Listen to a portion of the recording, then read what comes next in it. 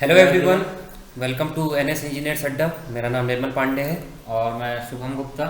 आज हम जो सीएससीबी का एग्ज़ाम आज सिविल का हुआ उसका हम एनालिसिस करेंगे, दोनों शिफ्ट का। हम देखेंगे कि किस तरीके से क्वेश्चंस आए हुए थे या इसका कट ऑफ क्या जा सकता है। आगे आने वाले एग्ज़ाम जो कि हमारा सबसे बड़ा जो अभी अपकमिंग एग्ज़ाम है सीजी व्यापम का, उस पर आप क्या अप्रोच रख सकते हैं, ये भी हम देखेंगे। तो चलिए शुरू करते हैं। स्टार्ट करते हैं। सबसे पहले आज का जो पहला शिफ्ट है उसके बारे में निर्मल सर बताएंगे आप लोग को। पहला शिफ्ट जो था, सबसे पहले मैं जीके का बता देता हूँ। जीके और रीजनिंग जो है ना, इजी लेवल पे क्वेश्चंस आए हुए थे। मैं डायरेक्ट कहूँ तो ये इजी थे। 20 में से आराम से 15 क्वेश्चन आराम से बनाए जा सकते हैं। आप अगर अपना एक्यूरेसी सही रखेंगे, 15 क्वेश्चन बनाएंगे तो आप कंपटीशन में स्टैंड करेंगे। रीजनिंग में कोडिंग डिकोडिंग के क्वेश्चंस थे, सीरीज के क्वेश्चन थे, ब्लड रिलेशन का क्वेश्चन था, सीक्वेंस का था, सीटिंग अरेंजमेंट का था। ये सभी क्वेश्चंस जो होते हैं ना, आप अपने हर एक एग्जाम में ये सब को देखा करते हैं। तो ऐसा कोई नया पैटर्न का क्वेश्चन नहीं आया है जो आप नहीं बना सकते। वहां पे अगर आपका माइंड क्लिक किया होगा तो आपसे ये क्वेश्चंस आराम से बने होंगे। 10 में से 8 क्वेश्चन आप आराम से बना सकते थे। जितने की मैंने अभी एस्पिरेंट से बात की, 10 में से 8 क्वेश्चन आप आराम से बना सकते हैं। और उसके बाद आप अगर गलती नहीं करते हैं तो वो एक बहुत अच्छा स्कोर माना जाएगा। जीके की अगर मैं बात करूं तो बजट से एक क्वेश्चन था कि 2016 में कौन सा नया जो टर्म है वो इंट्रोड्यूस किया गया था। इंडियन टीम के कोच के बारे में पूछा गया, वर्ल्ड ट्रेड ऑर्गेनाइजेशन के बारे में, यूनियन टेरिटरी के बारे में पूछा गया था, स्तूपा के बारे में पूछा गया था कि कौन से रिलीजन से वो जो है कनेक्शन रखता है, एक भारत श्रेष्ठ भारत का अभियान जो है वो किस मिनिस्ट्री द्वारा किया गया था, ये पूछा गया था। ब्लड ग्रुप के बारे में कुछ क्वेश्चन थे, राउंड टेबल कॉन्फ्रेंस के बारे में क्वेश्चन था। तो जीके में भी अगर देखें तो बेसिक चीजें पूछी गई थी। अब इंडियन टीम का कोच पूछा गया है तो अगर इस चीज को कोई फॉलो करता है तो अभी जानता ही होगा कि राहुल द्रविड़ जी को बनाया गया है हमारे मेंस टीम का कोच। अगर वुमेन्स टीम का पूछता जो कि रमेश पवार जी हैं तो थोड़ा सा ये क्वेश्चन जो है कठिन की तरफ जाता। लेकिन ये 10 क्वेश्चन में भी आप 7 क्वेश्चन आराम से बना सकते थे। मतलब 7 और 8 आपके 15 क्वेश्चन कहीं नहीं गए थे। आप अगर वहां पे धैर्य से सही 60 बनाए होंगे तो बहुत अच्छा बना होगा। टेक्निकल की अगर मैं बात करूं तो मैं टेक्निकल को इजी हम नहीं मानेंगे। क्यों सर? मीडियम रहा है क्वेश्चन। अब कुछ क्वेश्चंस की मैं बात करूं तो सीपीएम पार्ट से पहले शिफ्ट में क्वेश्चन नहीं थे, स्ट्रक्चर से भी क्वेश्चन नहीं देखे गए, मॉस से भी क्वेश्चन नहीं देखे गए थे। जो इस बार पैटर्न में ये देखा गया था, जैसा कि हम हमेशा से बोल रहे थे कि सर्वे और एस्टिमेशन से ही क्वेश्चन आएगा ऐसा जरूरी नहीं है। वो एक अपवाद था, वो एक एक्सेप्शन था जो 2018 में सीएसईबी ने किया था। वो पेपर को जिसने बनाया होगा उसको या तो निर्देश दिए गए होंगे या अपने से उन्होंने बना दिया होगा, लेकिन ऐसा पेपर नहीं बनाया जाता। इसमें आप देख रहे हैं कि ऑलमोस्ट इक्वल वेटेज के क्वेश्चंस दिए गए हैं। इरिगेशन से भी क्वेश्चन आए हैं, वाटर रिसोर्स से भी क्वेश्चन है, फ्लूइड से भी क्वेश्चन है। तो बहुत सारे एस्पिरेंट्स इन सब्जेक्ट्स को नेग्लेक्ट करके गए थे क्योंकि जनरली इन सब से जेई लेवल पे क्वेश्चंस नहीं पूछे जाते हैं, लेकिन इस बार पूछे गए। इक्विपमेंट से क्वेश्चन थे, पार्किंग से क्वेश्चन था जो कि आपका ट्रैफिक से रिलेटेड है, रेलवे में क्रीप के बारे में पूछा गया था, ट्यूबवेल्स के बारे में पूछा गया था, एनवायरमेंट से। फिगर वाले क्वेश्चन पूछे गए थे 3-4। फिगर वाले क्वेश्चन को इक्विपमेंट दे दिया या फिर कोई सर्वे का कोई एक टर्म दिखा रहा है, कोई एक इक्विपमेंट दिखा रहा है, वो क्या है पूछ रहा है। जियोटेक में कोई स्ट्रेटम दे दिया है, उसके बारे में पूछ रहा है। मतलब फिगर वाले एक नए क्वेश्चन देखने को मिले हैं। उसके बाद एस्टिमेशन का एक क्वेश्चन था डोर फ्रेम को लेकर, कंटूर के क्वेश्चन थे हिल और पॉन्ड को लेकर कुछ। उसके बाद इंटरसेक्शन का क्वेश्चन था हाईवे में कि वो डायमंड इंटरसेक्शन है या फिर क्लोवर लीफ है, उसके बारे में, वो सिंपल सा क्वेश्चन था। रिलेशन पूछा था परमियाबिलिटी और वॉइड रेशियो का। कर्व का क्वेश्चन था कि टेंजेंट लेंथ के बारे में पूछा गया था। बहुत बहुत बहुत बढ़िया सा क्वेश्चन था। वो टेंजेंट लेंथ वही जान पाएगा जो कर्व का वो डायग्राम उसके दिमाग में होगा। इरिगेशन में कैनाल लाइनिंग के बारे में पूछा गया था, ट्रिकलिंग फिल्टर के बारे में पूछा गया है, वियर्स के बारे में पूछा गया है, Froude number super critical flow को और किस नाम से जाना जाता है ये भी पूछा गया है, फिश प्लेट के बारे में पूछा गया है। रेलवे के भी क्वेश्चंस डाले गए हैं। जनरली हम एक्सपेक्ट नहीं करते कि रेलवे एयरपोर्ट से क्वेश्चन आए, लेकिन क्वेश्चंस थे। Laminar flow, compaction factor test, distribution system environment में उससे क्वेश्चन था। स्टोन का आईएस कोड से रिलेटेड जो है क्वेश्चन पूछा गया है। कोई भी हो, स्टोन को थोड़ा नेग्लेक्ट करके हम जाते हैं, लेकिन उसका अगर आईएस कोड पूछ दे तो ज्यादा मुश्किलात आ जाती है। ऑर्गेनिक कंटेंट कंक्रीट में कितना होता है ये भी पूछा गया था। ब्रिक कैलकुलेशन के बारे में पूछा गया था। उसके बाद स्प्रिंग के बारे में, सॉइल के फॉर्मेशन के बारे में, वेल्डिंग के एंगल के बारे में पूछा गया है, लेसिंग के विड्थ के बारे में पूछा गया है 20 mm वाला। उसके बाद चेक रेल क्या होता है, थ्रो ऑफ स्विच क्या होता है, मतलब रेलवे से रिलेटेड क्वेश्चंस थे। Sand bath method, stair case, population equivalent से क्वेश्चन थे। मतलब क्वेश्चंस बहुत अच्छे पूछे गए थे, सबसे क्वेश्चन पूछे गए थे। मैं जितने एस्पिरेंट से हमने पूछा, हमको क्वेश्चंस अच्छे लगे, क्वेश्चन का लेवल अच्छा है, सबको इसने कवर किया है, बहुत अच्छे ढंग से पेपर बना हुआ है। मतलब मीडियम रेंज का जो है ये पेपर हम कह सकते हैं। उसके बाद आपके हाँ, जो रिपीटेड क्वेश्चन इसमें देखने को बहुत कम मिले हैं। जैसा कि हम जनरली देखते हैं कि एसएससी जेई और गुप्ता एंड गुप्ता से डायरेक्ट क्वेश्चन उठा के डाल दिए, ऐसा नहीं है। थोड़ा बहुत इधर उधर किए हैं, है ना, थोड़े नए टाइप के क्वेश्चंस इसमें डाले हैं, कुछ डेटा ओरिएंटेड क्वेश्चन डाले हैं। लेकिन जो क्वेश्चंस है ना वो ऐसे हैं कि आप एक बार देखेंगे और उसको टिक मार लेंगे। ऐसा कुछ नहीं है कि आप सॉल्व कर रहे हैं और बहुत टाइम लगेगा। और अभी शुभम सर आपको शिफ्ट 2 के बारे में बताएंगे। हमने देखा कि शिफ्ट 1 और शिफ्ट 2 में दोनों में जो सवाल हैं सेम टॉपिक से पूछा गया है। शिफ्ट 1 में 2-4 क्वेश्चंस फोटो वाले थे, तो शिफ्ट 2 में भी सेम टॉपिक से, सेम सब्जेक्ट से फोटो वाले सवाल डाले गए थे। और इसके बाद सारे जो सवाल थे वो वन लीनियर थे। और वन लीनियर के बाद जो पहला शिफ्ट है और दूसरा शिफ्ट है, इसमें जो चेंजेस किए गए थे वो हुए थे टेक्निकल में। अगर सब्जेक्ट के तौर पे देखा जाए तो पहले शिफ्ट में स्टोन को कवर किया गया था, जबकि जो सेकंड शिफ्ट है उसमें बिल्डिंग मटेरियल बहुत कम पूछे थे। उसमें बिल्डिंग मटेरियल की जगह पे स्ट्रेंथ ऑफ मटेरियल का सवाल पूछा गया था, जो कि थर्मल स्ट्रेस से और स्ट्रेस स्ट्रेन डायग्राम और बेंडिंग स्ट्रेस, इन सब चीज़ों को कवर किए। और फिर इसके बाद जो हमारा नॉन टेक्निकल पोर्शन है, नॉन टेक्निकल पोर्शन में इसमें कुछ संविधान, कॉन्स्टिट्यूशन के सवाल पूछे गए थे। और जो मुख्यतः जो फोकस किया गया था वो था हमारा करंट अफेयर्स। इसमें सेकंड शिफ्ट में करंट अफेयर्स पूछा गया था कि महिला क्रिकेटर का नाम पूछा गया था जो कि 100 स्कोर की थी। और जो हमारा एप्टीट्यूड और रीजनिंग है उसमें सीरीज के क्वेश्चन पूछे गए थे।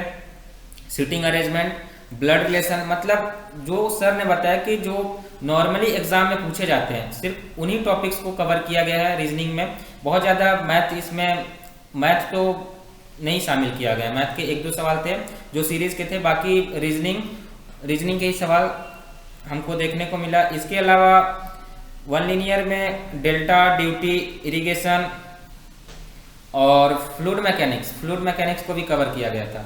तो हम स्टार्टिंग से बता रहे थे कि जो पिछला पेपर है वो एक अपवाद है, वैसा बिल्कुल भी नहीं करना है कि सर्वे और एस्टिमेशन को ही हम ध्यान में रखें। तो उसी चीज़ों का मतलब अगर वैसा कोई फॉलो किया है तो निश्चित तौर पे वो तो सिलेक्शन से बाहर हो जाएंगे।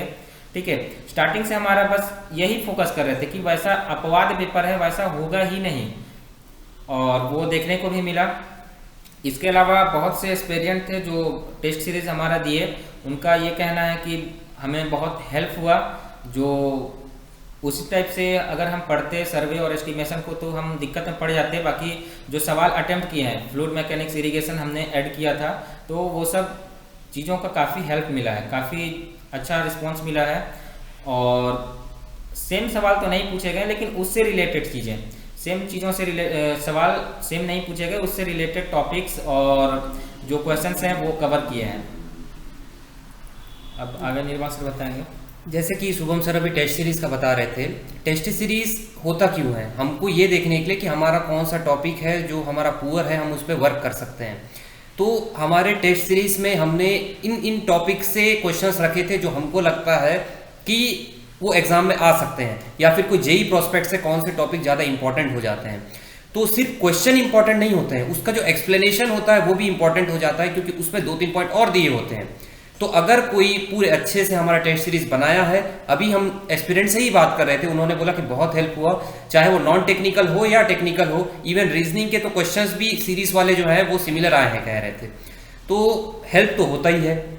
टेस्ट सीरीज अपने को परखने के लिए बहुत अच्छा एक माध्यम होता है, तो टेस्ट सीरीज तो लगाना ही चाहिए। और साथ ही साथ आपको अप्रोच अपना इस तरीके से रखना चाहिए कि आप अगला जो एग्जाम है जेई का, उसको आप टारगेट कर सकें, है ना।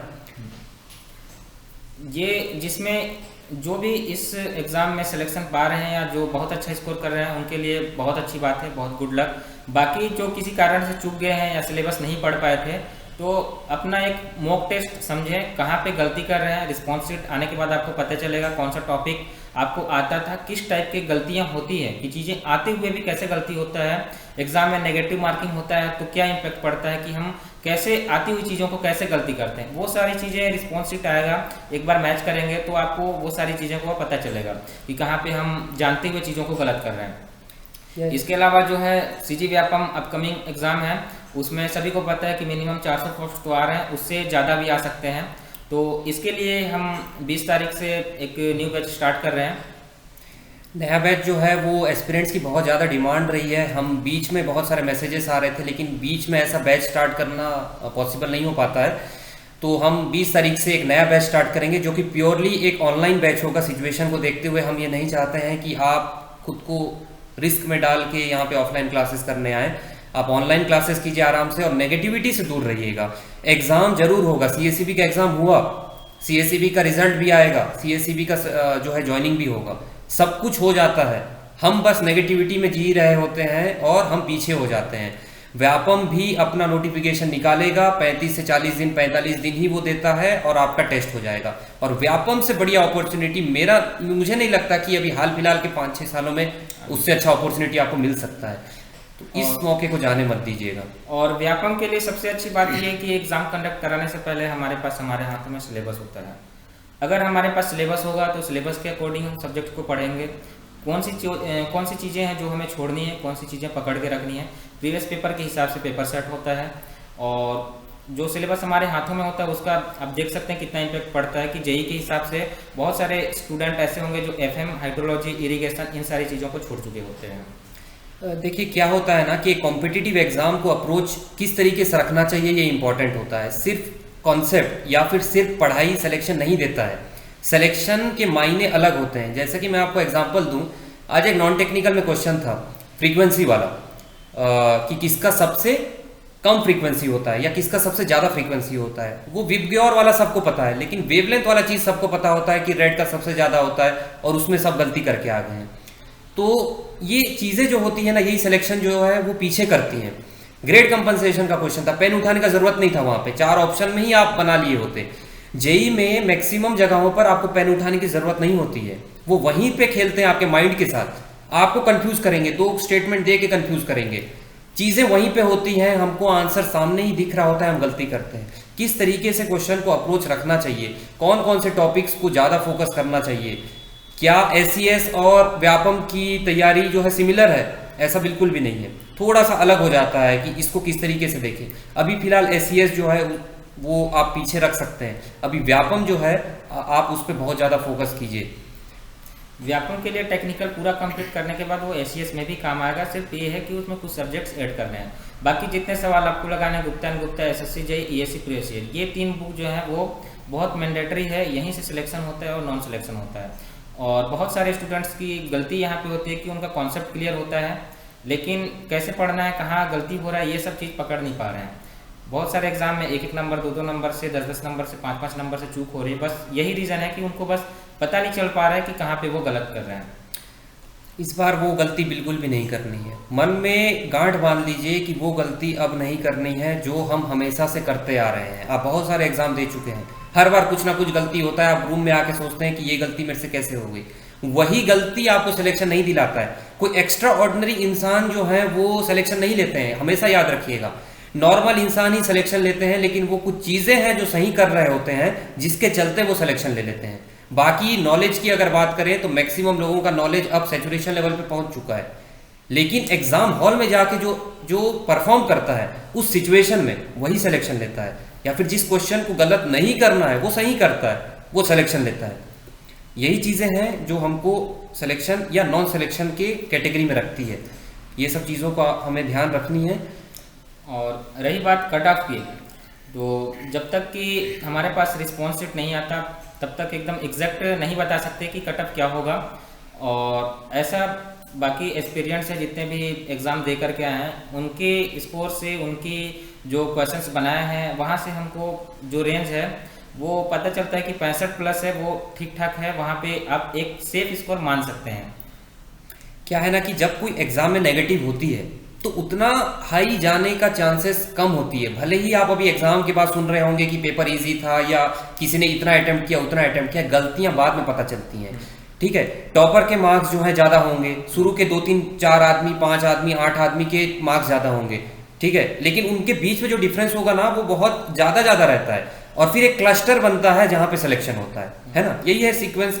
हम कर्व की बात करते हैं, नॉर्मल डिस्ट्रीब्यूशन भी आप इसमें लगा सकते हैं। तो आपको जो है हम दोनों का ये मानना है कि अगर 65 के ऊपर आपका है तो आपका स्कोर अच्छा है, और 70 के ऊपर अगर आपका है तो आप बहुत अच्छे पोजीशन में हैं। हम जनरल की बात कर रहे हैं, और बाकी तो बहुत सारे फैक्टर्स हैं। दोनों शिफ्ट का नॉर्मलाइजेशन जो कि हमको ऑलमोस्ट बराबर लगा है, बाकी तो एक्सपर्ट्स जो इस पेपर को नॉर्मलाइज करेंगे वहां से पता चलेगा।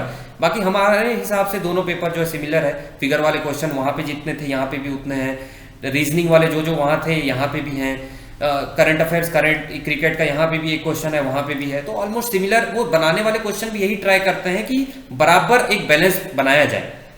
ये हो गई आपकी कट ऑफ की बात। और दोनों शिफ्ट में जो परीक्षार्थी हैं दोनों शिफ्ट में ये बोल रहे हैं कि पर्याप्त समय था, समय का कोई कमी नहीं है। रीजनिंग वहाँ पे 10 में से 8, 10 में से 9, 10 में से 10 भी किए हैं, तो समय पर्याप्त था हमारे पास, समय की कोई कमी नहीं हुई है। मतलब ऐसा है कि दोनों शिफ्ट में पर्याप्त समय मिला है, तो नॉर्मलाइजेशन है वो बहुत ज़्यादा वेरी नहीं करेगा। और कट ऑफ की बात जो है अभी आप साइडलाइन रखिएगा, किसी के कहने पे कट ऑफ नहीं बनता है, कट ऑफ रियलिटी पे बनता है ना। कोई बताएगा रेंज, उस पर कुछ डिपेंड नहीं करता है, फैक्टर्स होते हैं बहुत सारे। तो कोई ऐसा रेंज बता दिया और ऐसा नहीं है कि वो पत्थर की लकीर है और वही होने वाला है। हमने भी आपको एक स्कोर बताया है, हम गलत हो सकते हैं, हो सकता है 60 में सिलेक्शन हो जाए, 55 में हो जाए, या फिर हो सकता है 75 में सिलेक्शन हो।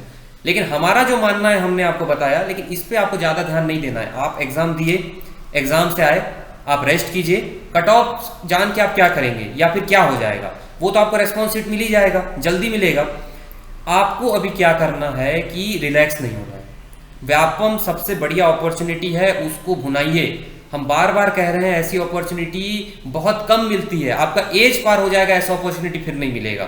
तो रिलैक्स मत होना, आज आप रिलैक्स कर लीजिए, जो मूवी देखना है देख लीजिए, जिससे बात करना है आप कर लीजिए। कल से आप फिर से वही जोश के साथ, वही सिंसेरिटी, वही ईमानदारी के साथ फिर से बैठेंगे और व्यापम की तैयारी करेंगे। कोई भी एस्पिरेंट का ना परीक्षा सिर्फ हॉल में जज नहीं होता है, उसका व्यक्तित्व वहां पे भी चेक होता है कि आप उस समय क्या कर रहे थे जब नोटिफिकेशन नहीं आया था। अभी व्यापम का नोटिफिकेशन नहीं आया है, कुछ रिलैक्स कर जाएंगे और अपना सिलेक्शन डुबा देंगे, या फिर कुछ होंगे जो अभी भी मेहनत कर रहे होंगे नोटिफिकेशन के पहले भी, और वो सिलेक्शन लेंगे उस दिन जिस दिन रिजल्ट आ रहा होगा, एक्सेलरेट करके आगे बढ़ जाएंगे। तो हम तो शुभम सर हैं, हम हैं NS इंजीनियर अड्डा है, हम हमेशा आपके साथ हैं। कोई भी दिक्कत आपको होता है तो नीचे दिए गए नंबर पे आप हमसे कांटेक्ट कर सकते हैं। हम एस्पिरेंट्स के लिए ही हैं, हम आपका ही भला सोचते हैं और हमेशा सोचते रहेंगे। जो हमसे बन पा रहा है हम कर रहे हैं और आगे भी करते रहेंगे। ठीक है, बाकी आप लोग का सपोर्ट बना रहे जी। धन्यवाद। Good luck.